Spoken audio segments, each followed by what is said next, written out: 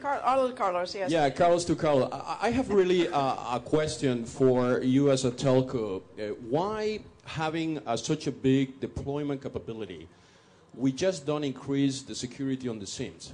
Why this is becoming so difficult for telcos to take this step, which is actually a technical, very basic step, just to put a digital identification of every user that has a mobile phone on a SIM, so everything that happens from that mobile phone becomes transactional from that data. And this is a responsibility from telcos now to do basically what you're preaching, increasing the security on a device that you control. And this is not yet in the market. If we have the capability to bring all the telcos to increase security on the SIM, we are already solving many of the problems you're referring.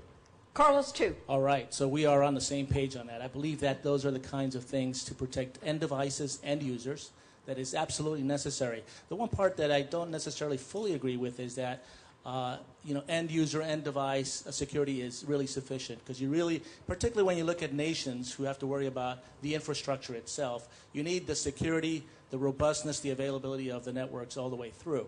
So I'm with you on that entirely, and the questions that you asked, and you asked some technical ones as well, both of you.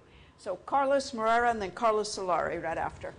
I just want to come back on the responsibility issue for governments. One of the good things is happening on the private sector is that the concept of negligence is coming very strong. Negligence. Negligence means I lose something, I lose my money in the bank because I didn't connect properly my computer, then the fault is me. But if there's a serious security problem in the provider or in the bank, or the bank has not done the necessary to increase their security, that is negligence.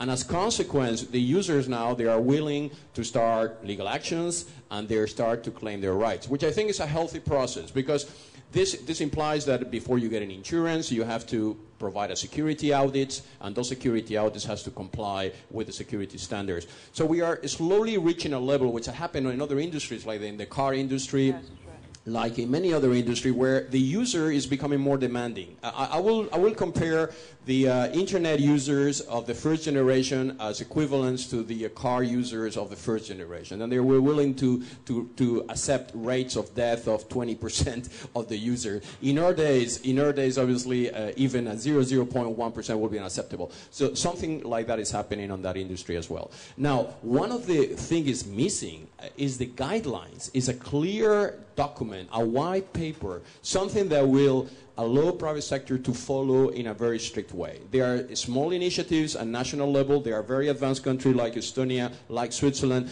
which eventually could be used as a reference, but obviously there's not the only ones in the world. I think the guidelines to set up a proper way of inspiring private sector and government on what is their responsibility level, and something like you have an economic index, a world economic index, a world responsibility index, something that will allow the countries to compare themselves with other countries and see in which areas they can improve.